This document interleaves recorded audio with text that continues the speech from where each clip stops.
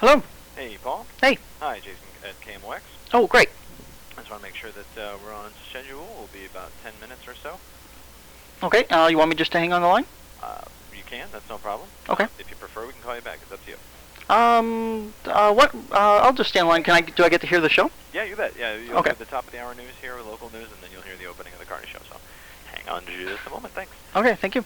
At this hour, Paul Kinsella. Man, you may not know, if you picked up last week's RFT, you do, because he was the cover story there, and it's certainly how we got wind of him, and what an amazing tale that is. And we invited him to join us on the broadcast, and for better or worse, in his judgment, he decided to do so. Hello, Paul. Hello. How are you? I'm doing great. So, where's home for you? I know you're an Illinois guy. Oh, New Athens, Illinois. New Athens, Illinois. Well, thanks for going on the broadcast, and how weird has your life been this last week or so, now that you've been on the cover of the RFT? It's actually made very little, it isn't like I'm being stopped in the streets or anything like that, if that's what you mean. Boy, that's not what they want to hear. But the cover of the RFT has me dressed in a Boy Scout uniform, looking incredibly goofy, and below it has the word masturbator on it. So that my parents are sure proud. Kind of misleading, and of course it only takes a couple sentences to realize that the baiting is you drawing in the people that are trying to pull scams on people all over the world on the internet. And I get them weekly. Oh, you get them weekly in your email? I get them weekly. It's a woman who was with the foreign minister's office and has this money that she needs to move to the U.S., or somebody's building a church in Zimbabwe or something. And I always just delete them, and I cannot believe that there are the numbers of people that get sucked into these things and taken for millions of dollars. Yep, but it does happen. It's the amount of money is huge. It's been like $32 billion estimated so far, and in 2007 alone, it was $4.3 billion. I bet we don't even know of all the cases because people are too embarrassed to even come forward.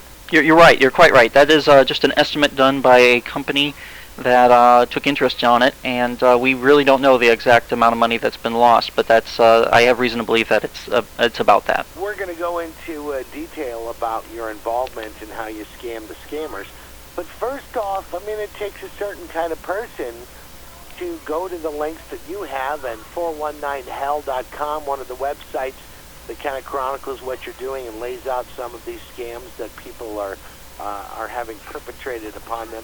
But I think most people just do what I do, and you delete it because you realize, it's spam of sorts. You have made it, you've become somewhat of a superhero. Is this in your makeup? Were you always the one on the playground to stand up for the kid that was being bullied, or? A little bit, yes. I guess you could say that. This is it's also tons of fun. Not only can you help people by doing this, but I highly recommend people look into it. It's called scam baiting, and that's where you would answer 419 email scams that you receive in your email, and you just try your very best to waste their time and resources. And it's hilarious. I invite everyone to visit 419hell.com, and you can read the emails that have been going back and forth between me and scammers, and you can also hear the telephone conversations I had with them. Some of them are more funny than others. Generally, I just tried to keep them on the phone as long as possible because in almost every case, they called me and they're paying long-distance charges from Nigeria. There were things, too, that rang familiar to me. I don't get them as much anymore since the Do Not Call list came about. But when telemarketers would try to work me over, and a couple of comics have actually made careers out of this, but to keep them on the phone and engage them and have a little fun at their expense, if for no other reason, it gives them less time to bother more people. That's right.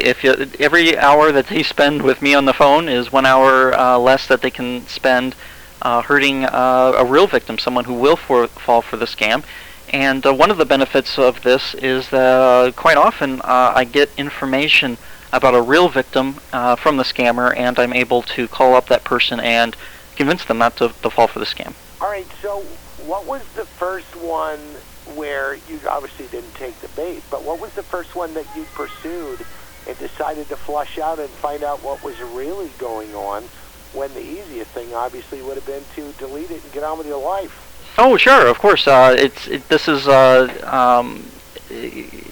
this is something you do to go out of your way to have a good time and to annoy the scammer. Certainly, the best thing to do is just to delete them, and then. But of course, you would miss out on the fun of driving these very bad men crazy.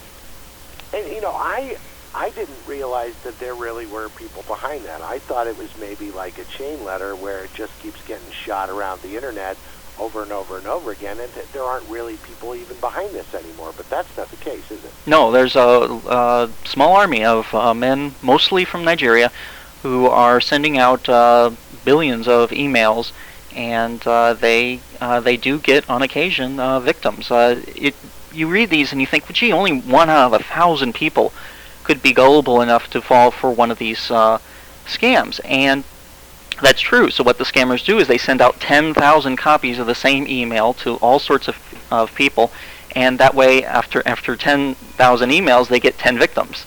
Why is Nigeria the epicenter for the source of this kind of thing? That's a good question. They have an unstable government. Nigeria's government is in survival mode, and so they don't have a lot of time for to spend trying to capture low-level criminals.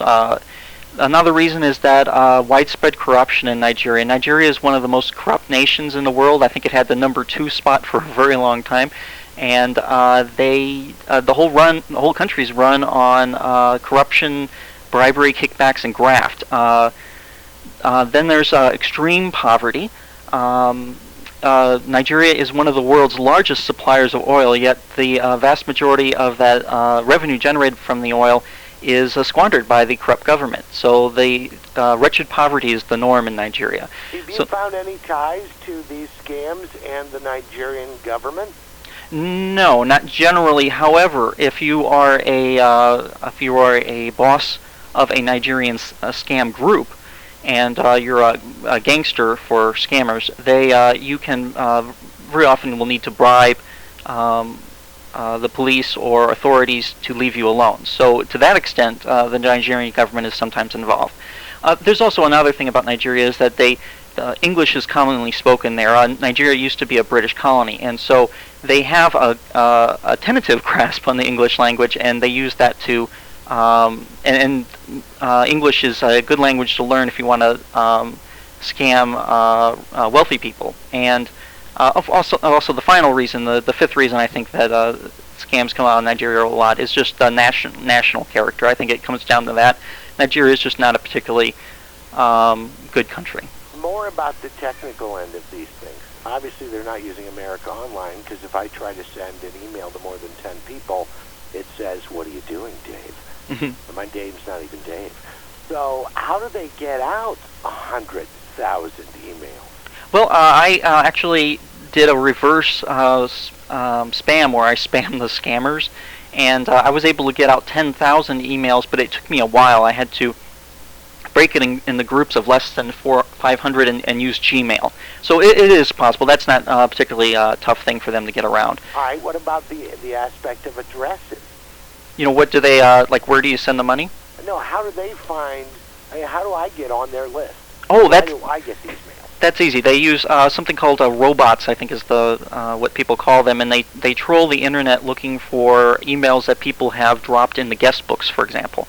If you want to, you can go to Google, put in your email address with quotes around it, and probably a whole bunch of places will show up where your email has been left, probably by you when you signed a guest book. Is there anything you can do about that to get those removed? No. I think the easiest thing to do would be just to get a brand new Gmail account if it's and then what you would do is whenever you use your email, just type it in such a way so that the robots won't be able to recognize it. For example, instead of putting your @ symbol in there, just put the letter A in brackets or something.